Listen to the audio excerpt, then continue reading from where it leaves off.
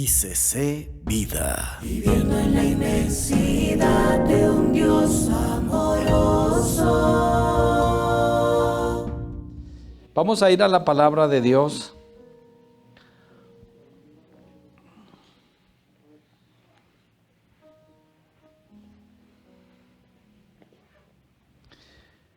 Estos días estaba en el sepelio, el día de ayer, de una tía. Y curiosamente, el día antes alguien me preguntó que por qué estaba tan elegante. Acaba de llegar del velorio el día de antier y ayer fue el entierro. Entonces le dije que había muerto, había fallecido una tía. Me dijo, ¿de qué falleció? Le dije, no, ya cumplió su tiempo. Ya 97 años, 96 años, ya uno dice, bueno, ya era hora, dijo Andresito. Bueno, ya como que ha vivido y uno a esa edad está pendiente esperando que Dios lo recoja. Entonces le dije, no, murió natural ya, su vejez. Como diría la palabra cuando murió Abraham, dice avanzado en años. Abraham, la muerte de Moisés también fueron 120 años. Y entonces la segunda pregunta que me hace es, ¿y qué dejó? ¿Estarán ya los hijos de pronto mirando la herencia? Entonces sonreí y le dije, no hubo herencia. Porque no había ni una casa. No había nada excepto una ruana que cargaba y un bolso pequeño que tenía colgado al cuello. Eran sus tesoros y nadie conocía lo que habría dentro del bolso. Pero ella tenía en claro cuánto tenía en su bolso y qué había. Era todo lo que poseía la tía de 96 años. Entonces sonrió y dijo, ¿y a qué se dedicaba? Pastor, le dije, seguía a Cristo. Como no era cristiano, dijo, ¿y el día que valió la pena seguirlo? Y con esa pregunta me fui ayer. Si valía la pena. Y ayer el sermón, de hecho, fue si valía la pena seguir a Cristo y morir en esta condición. Cosa pues de que no es el mensaje hoy, pero tiene que ver con algo de lo que si vale la pena. Tal vez voy a tomar algo para el día domingo, si vale la pena seguir a Cristo. ¿Qué ganancia tenemos? Tal vez se ha preguntado, muchos le han dicho, ¿y qué tiene? Usted es cristiano, va a la iglesia, ¿y qué tiene? A ver, ¿qué le ha dado Dios? Y es donde usted titubea y dice, no, pero estoy bien.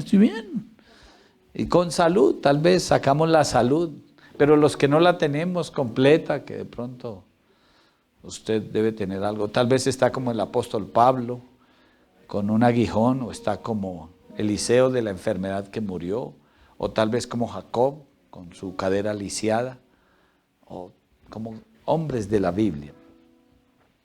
Mas sin embargo, hoy el título del mensaje tiene que ver con fatiga y el viento contrario.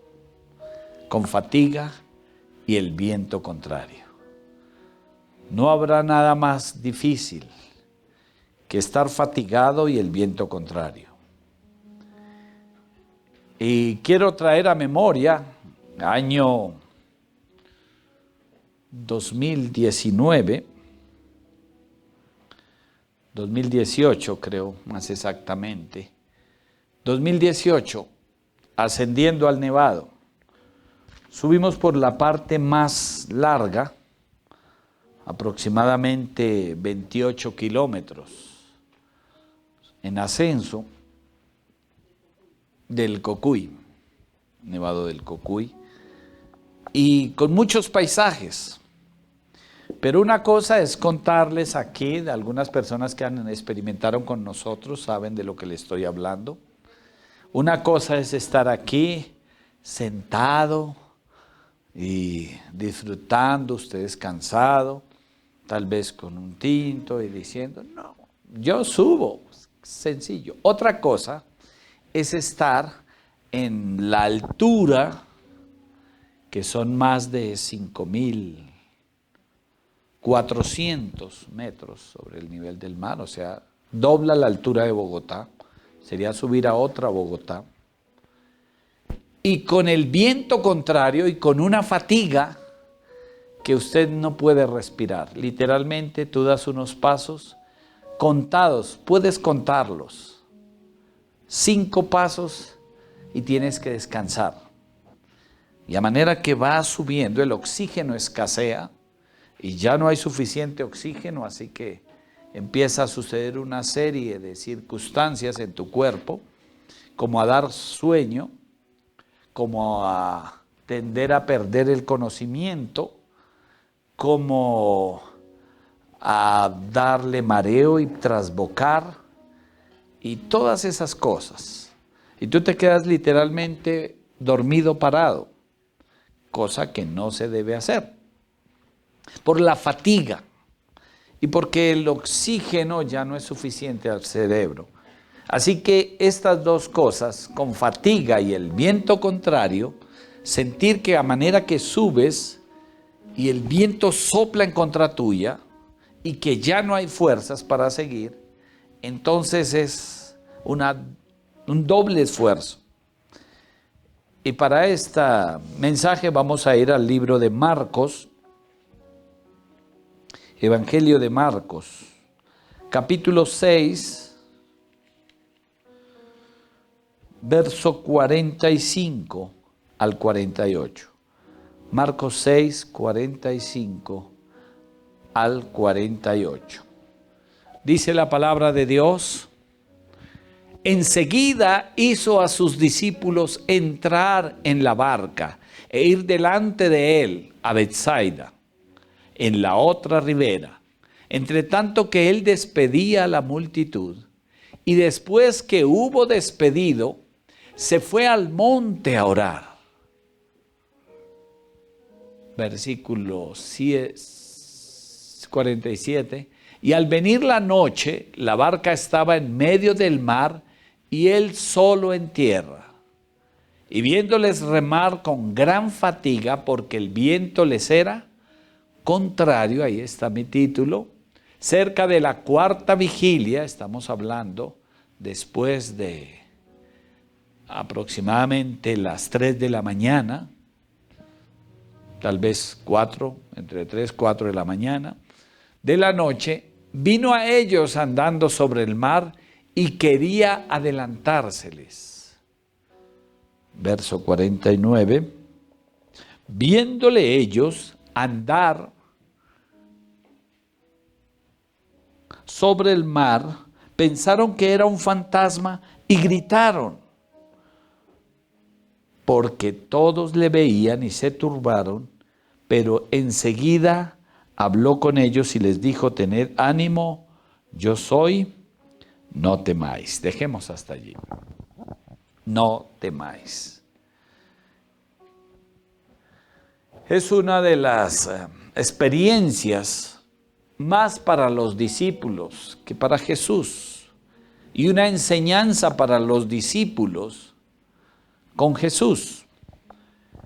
Era una escuela de 3 años, y yo pienso que no suficiente como para una formación total, porque de hecho, más adelante vemos un Pedro negándole, vemos un Judas vendiéndole, vemos un Juan Marcos todavía no seguro de un ministerio. Entonces pienso que fue corto, mas sin embargo el Señor vio y tal vez lo quiso así. En esta oportunidad les quería enseñar, primero el versículo 45, dice: enseguida hizo a sus discípulos entrar en la barca. Enseguida hizo a sus discípulos entrar en la barca. Hay una diferencia entre seguidor y discípulo, o simpatizante sencillamente. Y tenemos que aceptar que en la iglesia hay discípulos y también hay seguidores.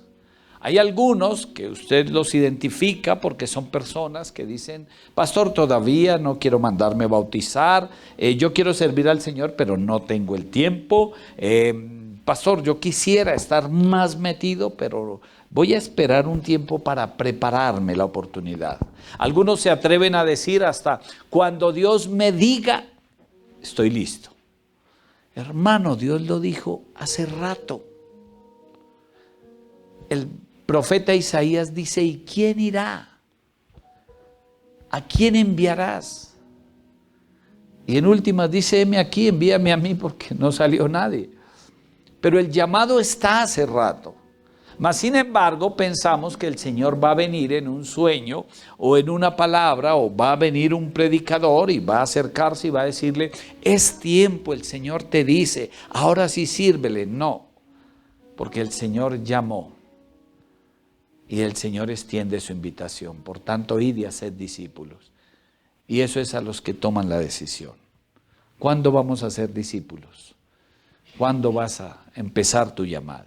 Así que no es cuando el Señor diga, sino es cuando tú decidas entrar en la barca y empezar a servirle. Por eso no hizo entrar la multitud. Tal vez habían más barcas, acostumbraban a estar a la ribera del río, pero solamente entraron los discípulos a la barca,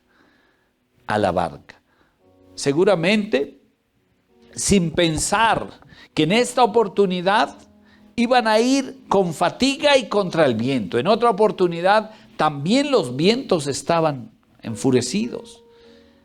Quiere decir que al subirte a la barca, lo que hablaba ahorita, no te da la seguridad y no te da el derecho a que no vuelva a pasar nada.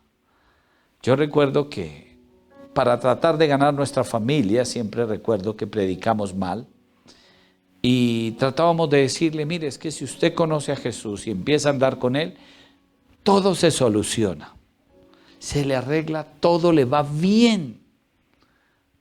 Y verá, empiece a venir. Y efectivamente empezaban a venir y a los 8 días lo echaban del trabajo. Y a los 15 días cortaban la luz y a los 2 meses el hijo tenía un accidente.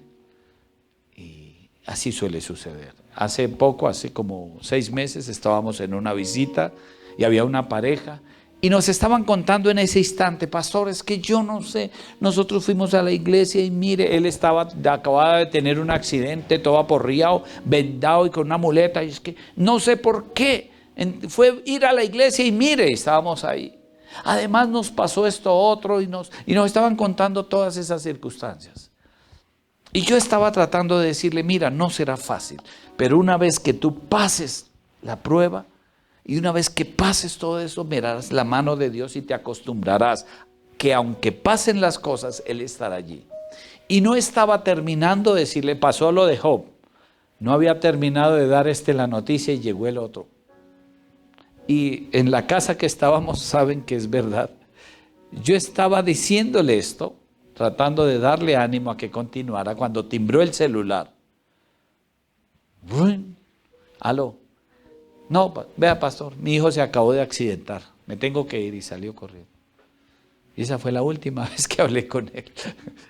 Pero sucedió así, porque no te da la seguridad que al entrar a la barca no hayan tormentas, no te vayas a cansar, porque vendrá la fatiga y puede el viento estar contrario. Tenemos que estar dispuestos y preparados, que aunque vayamos en la barca y que seamos sus discípulos, podrán venir vientos. Pero Él nos lo dijo, en el mundo tendréis aflicción, pero confiad, tranquilos, yo he vencido al mundo. Así que la primera pregunta es, ¿cuántos quieren subir a la barca? No me pregunte qué me va a pasar, porque esa sí no se la tengo. Pero posiblemente el Señor va a tener que lidiar con muchas cosas de nosotros en la barca. Por eso no dijo sino a sus discípulos, enseguida hizo a sus discípulos entrar en la barca. Isaías 55, 6 al 8.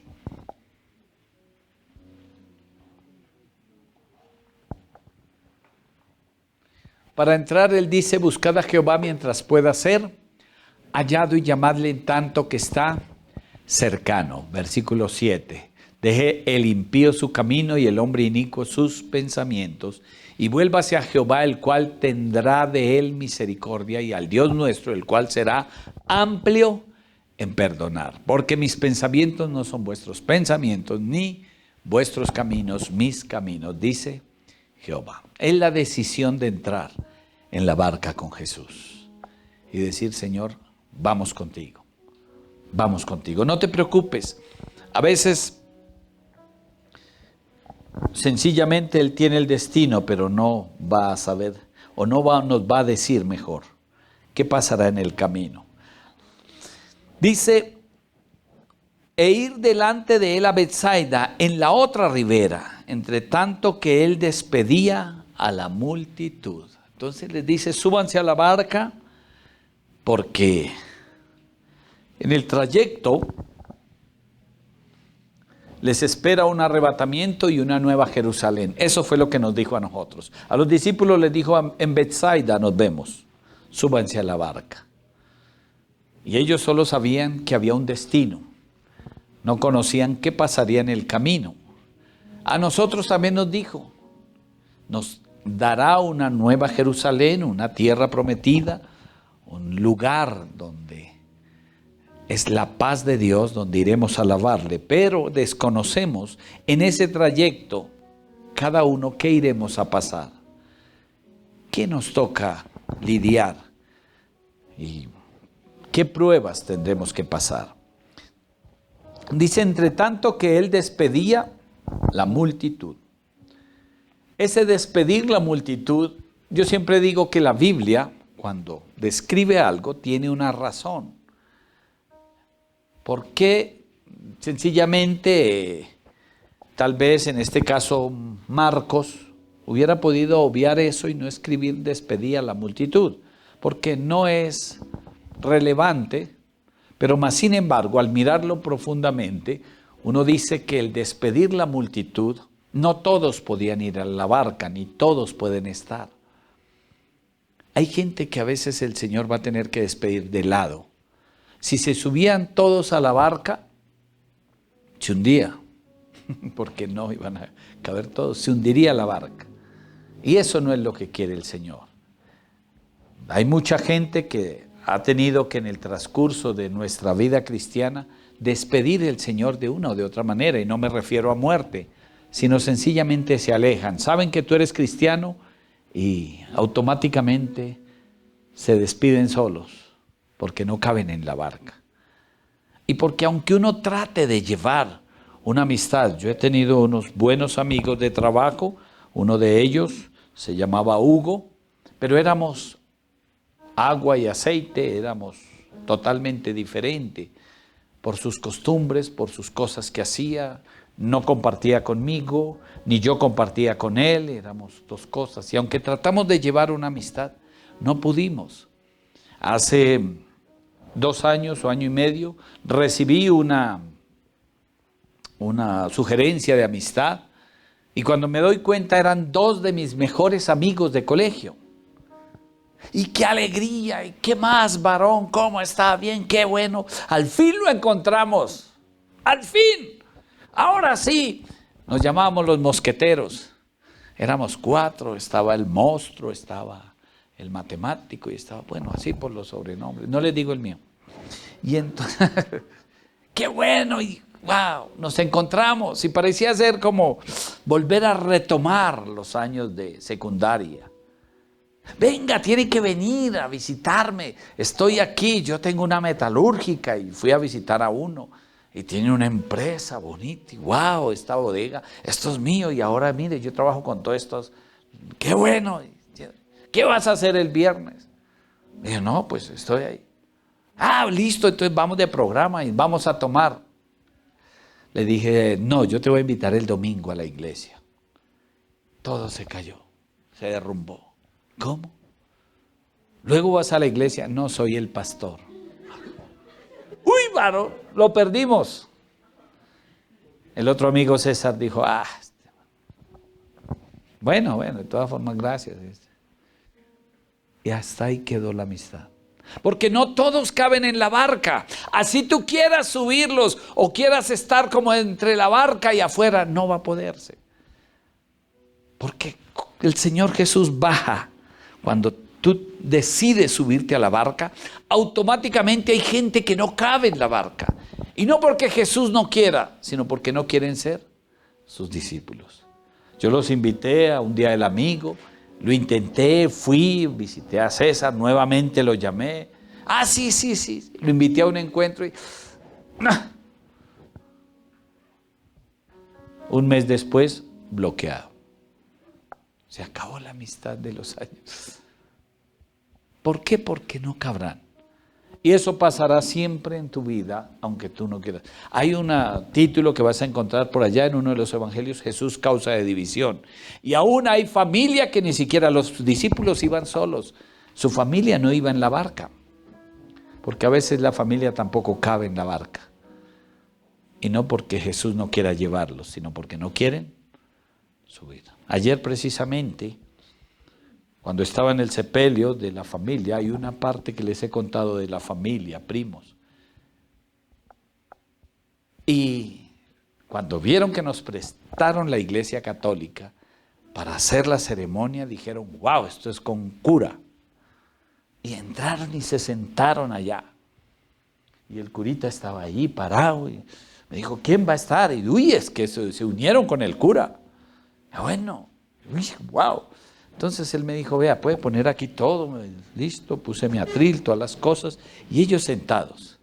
Cuando empezaron y yo dije, buenas tardes, ellos miraban como al curita, el curita se sentó allá a aprender Biblia. Les voy a decir por qué, bueno, no sé por qué estoy trayendo a colación. Porque no cabía en la barca tampoco el curita. Más sin embargo, me estaba de lejos. Y empezamos a orar. Fue iniciar a orar y a adorar a Dios y se pararon ellos y empezaron a salir uno a uno. Los entró que era el lugar donde estaban sus santos. Dijo una tía, pastor, ¿le volteo los santos? Le dije, no, déjelos que escuchen a ver si se caen o se convierten. Algo. Y se fueron porque no cabían en la barca. El sacerdote se dijo allá a escondidas, yo solo veía los zapatos. Pero cuando empecé a predicar, empezó a escuchar.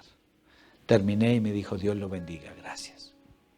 Y bueno, me preguntó alguien, uno de los primos, y me dijo, ¿y él? Le dije, estaba aprendiendo Biblia. Estaba aprendiendo Biblia. Así que a veces no caben. Y por más que quieran, se salen solos de la barca. Porque no entran. Despidió la multitud. Mateo 6:6 dice, por eso el Señor dice, mas tú cuando ores, a veces ni siquiera en la intimidad, entra a tu aposento, cerrada la puerta, ora a tu Padre que está o que ve en lo secreto y Él te recompensará en público. Hay cosas que solamente es en tu barca, tú y Él. Sigue diciendo la palabra, y después que los hubo despedido, se fue al monte a orar. Hay una de las cosas, el Señor se fue a orar solo, era el Hijo de Dios, pero algo que nos dejó claro es que en la vida de un cristiano es indispensable la oración. Él fue a orar porque sabía que iban a tener fatiga, porque sabría que iba a haber vientos y porque necesitaba estar fortalecido, y nos lo dejó como enseñanza la oración. Es indispensable la oración en el cristiano y es una de las cosas que el enemigo más nos quita y nos roba. Más nos roba. Levántese usted a orar y verá que es un sueño, pero levántese para ir a pasear. Usted se pone a ver una película y está despierto, pero termine y póngase a leer la Biblia o a orar. Y queda uno, Señor. Yo le agradezco a Dios por el café, porque es una de las cosas que me sirve a mí cuando tengo que estar en su presencia o buscando, y el Señor me ayuda, porque estar uno a medianoche, 1, 2, es difícil estar despierto.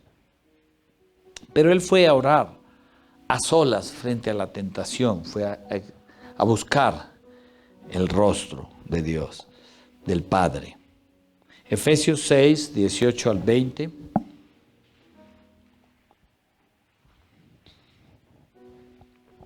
Dice, orando en todo tiempo con toda oración y súplica en el Espíritu y velando en ello con toda perseverancia y súplica por todos los santos y por mí, a fin de que, dice el apóstol Pablo, de que al abrir mi boca me sea dada palabra para dar a conocer con denuedo el misterio del Evangelio. La oración respalda la predicación, la oración respalda la visión, la oración respalda la promesa, la oración respalda mi credo, mi fe en el Señor. Por eso es tan necesaria la oración y por eso se hace necesario el estar en la presencia de Dios. Dice el versículo 47 de Marcos 6, y al venir la noche, la barca estaba en medio del mar y él solo en tierra. Y viéndoles remar con gran fatiga porque el viento les era contrario. Nuevamente hago referencia, yo no sé si usted ha tenido un momento de fatiga fuerte. Alguna vez en una ocasión, era muy joven, y todavía tengo memoria, y recuerdo que íbamos con mi hermano, y venía un señor en bicicleta, parece que venía recorriendo harto, pero venía fatigado. Alguna vez me pasó y yo recordé también, viví lo mismo, pero gracias a eso el Señor me permitió ver eso para que yo estuviera aquí hoy. Y el Señor venía cansado y no podía ni respirar. Y no, ¿qué pasó? No. Y entonces una señora le dio un mal consejo. Acuéstese. Y se acostó. Y cuando se acostó, el corazón quedó de una vez. Y quedó ahí. Entonces ella, pues, muy amablemente se echó encima para tratar de reanimarlo y lo acabó de dejar tieso. De ahí no se volvió a parar el hombre. Y yo solo recuerdo esa fatiga que llevaba, no podía casi respirar y se bajó de su bicicleta. En una ocasión también, a mí me gustaba salir mucho en bicicleta y era muy bueno, era muy bueno, yo íbamos hasta Fusagasugá, mesitas del colegio, dábamos la vuelta por Sopó, íbamos al Alto de Patios, bueno, todos estos a la tribuna. Y me gustaba mucho, tenía una buena bicicleta. Entonces eso estaba en mi mente. Y una vez un pastor amigo me dijo, ahí en Soacha, estoy saliendo en bicicleta. Le dije, es que usted no sabe, usted no conoce quién soy yo. Dijo, entonces salimos mañana, y me invitó. Y le dije, listo, vamos. Pero yo había dejado ya mi entrenamiento, hacía 10 años tal vez. No había cogido una bicicleta. Y me pareció fácil. Y subimos al Alto de Rosas y dije, eso es lo que más me conozco yo. Solo subo yo. Y por tratar de impresionar, tomé un ritmo con 2 ascensos nomás. Y yo recuerdo que yo sentía que mi espíritu se iba. No podía respirar, me ardía el cuello, sabía la boca sangre. Y yo no podía más, me dio mareo y me bajé. Pero cuando me bajé me acordé, no debo acostarme, no debo sentarme, pero el cuerpo en ese momento lo que pide es sentarse, tirarse y descansar. Eso es lo que quisiera uno porque no tiene alientos. Pero yo recuerdo que empecé a caminar y alzar las manos, ya no podía, le dije a él, por favor, ayúdeme a alzar las manos para respirar y caminar. Literalmente fueron más de 20 minutos que pude estabilizar, pero yo sentí morirme por la fatiga. Y cuánto más cuando el viento es contrario. Ahora, esto físicamente, pero espiritualmente vendrán momentos en que tú crees desfallecer, en lo único que quieres es acostarte y echarte a morir y decir no voy más y hasta aquí renuncio, y es cuando usted y yo decimos necesito un tiempo. ¿Usted ha escuchado esa frase? Es que necesito un tiempo. Se acuesta y no vuelve a levantarse. Espiritualmente queda seca la vida. Alguien me decía estos días, pastor, necesito un tiempo. Le dije, ¿un tiempo? Aunque estemos fatigados, aunque el viento es contrario, quiere decir que tú estás fatigado y dices, bueno, voy a servirle a Dios. Y el día que viene a servir, entonces se le roban una llanta a un carro. Preciso. Algo así. O el día que viene a servir, alguien le dice algo. Ese día usted viene contento, pero usted sirviendo, luego usted no estaba desanimado, porque el viento es contrario. Eso podrá ser espiritualmente. A todos nos llega un momento donde viene la fatiga espiritual. ¿Por qué viene la fatiga espiritual? Sencillamente porque lo anterior que hablábamos, hemos perdido tiempo de oración. Se ha perdido tiempo de lectura de la palabra. O sea, entrenamiento espiritual. Y no estamos preparados. Si el enemigo viene y con una fatiga espiritual, tú te cansas, sientes renunciar, ya no voy más, ya todo te es fastidioso, necesito un tiempo. Y quieres renunciar, quieres tirar todo.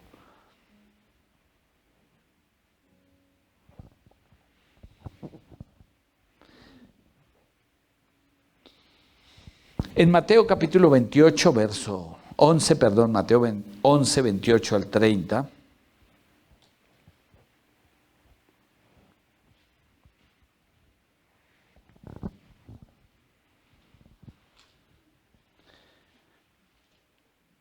Dice la palabra, venid a mí todos los que estáis trabajados y cargados, y yo os haré descansar.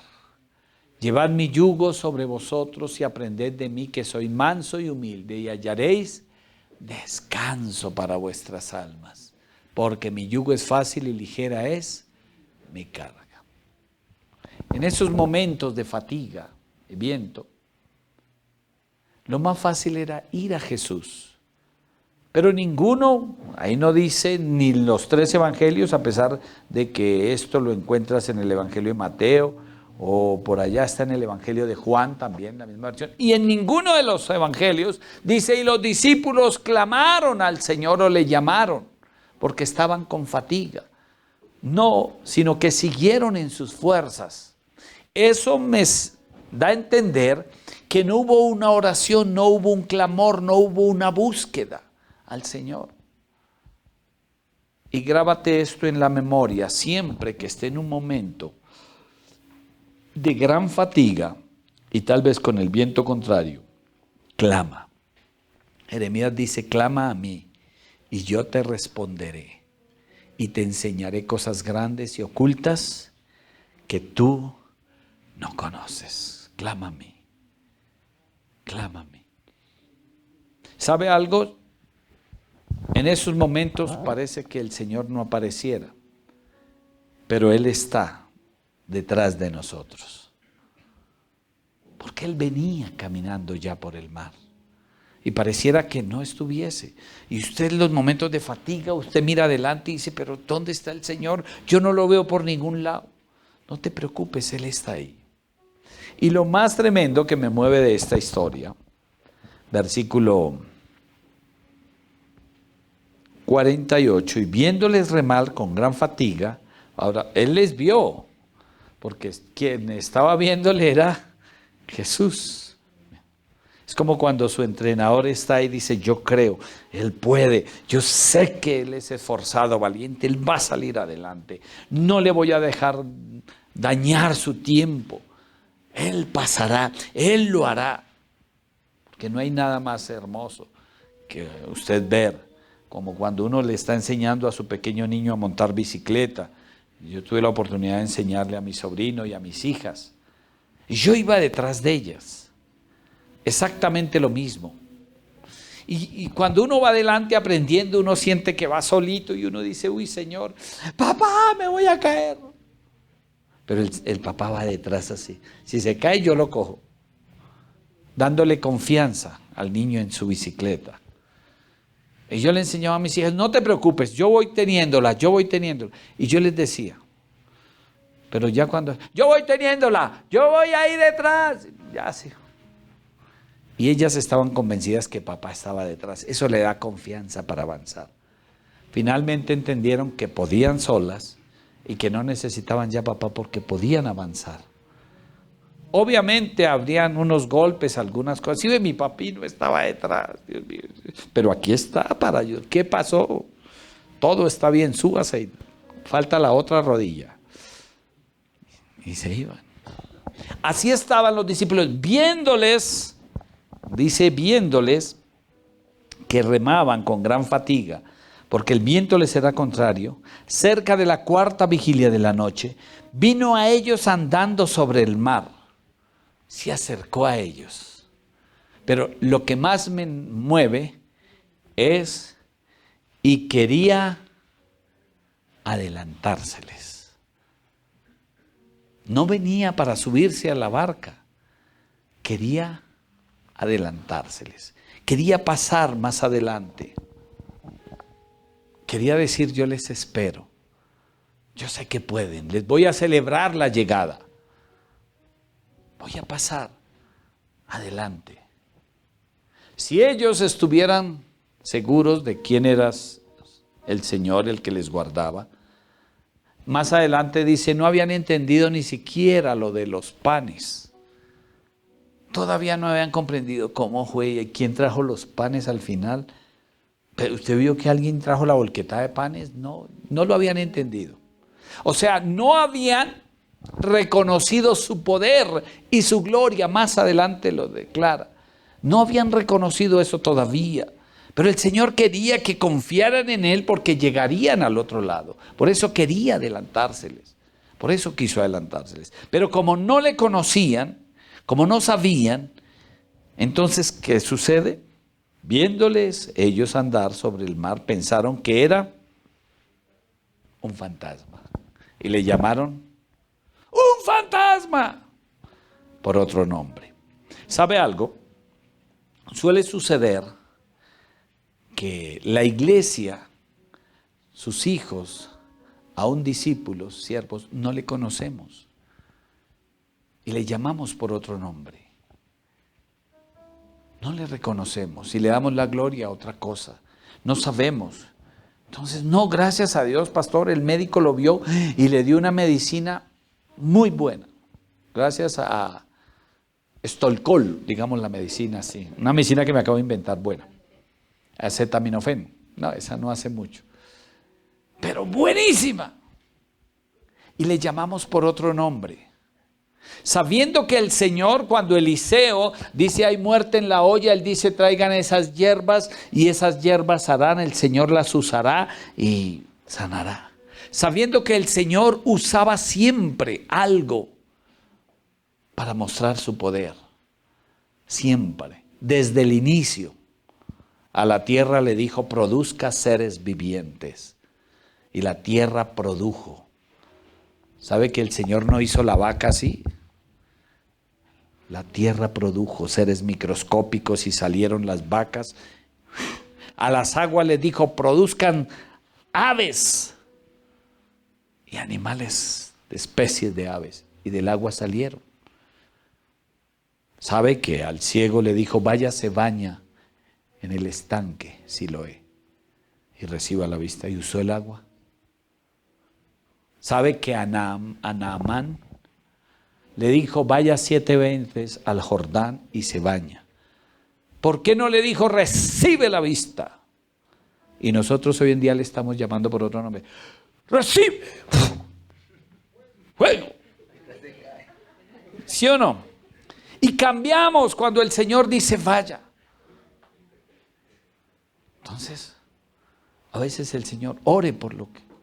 Mire, hay unas maticas así, el Señor. No le estoy predicando naturaleza, pero hay unas maticas así que se llaman acetaminofén. O sea, tiene unas hojitas. Usted coge 3 hojitas, las herve, se las toma y ore y ¿Qué le pasó? Pero entonces yo, cuando Amor tiene fuerte dolor de cabeza, le digo, Amor, mire, coja esas tres hojitas que nos dijeron que era acetaminofén, hérbalas, oremos, Señor, usa esas matas, póngale lo necesario y quítale el dolor de cabeza. Y si no, le estaríamos llamando un fantasma, es la mata, estaría predicando de la mata. Y eso es lo que ha pasado. Se ha hecho fetichismo de la gloria de Dios, se le ha cambiado el nombre. Entonces por eso se predican dogmas humanos y se le ha cambiado. ¿Quién quiere sellar esta palabra? Y eso no dice la Biblia. Hay un principio de bendición que el Señor usa, que es el diezmo. No es otra forma. Pero no es comprando la misericordia de Dios. No es diciendo, Señor, esta palabra yo la compro y pongo esto. No, así no es. Le estamos llamando por otro nombre. Cuidemos de no cambiar el nombre. El Señor obra y a veces usa formas diferentes, formas en que solamente Él lo permite y solamente Él hace conforme a sus misericordias. Y termina diciendo el verso 51, y subió a ellos en la barca y se calmó el viento. Me hubiese gustado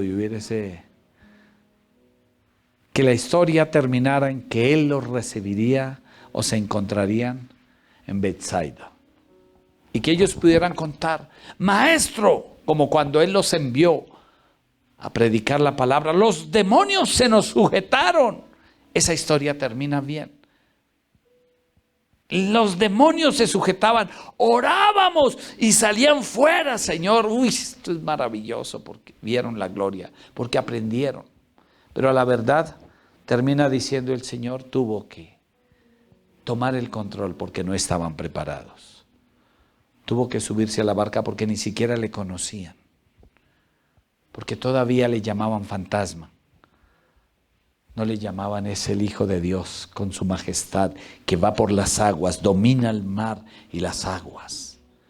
Eso no, por eso precisamente Pedro se hundió, porque su fe no le alcanzaba ni para dar 2 pasos. No estaban preparados, no estaban listos. Ahora yo te digo, necesitamos, iglesia, crecer. Entender que vendrán vientos contrarios.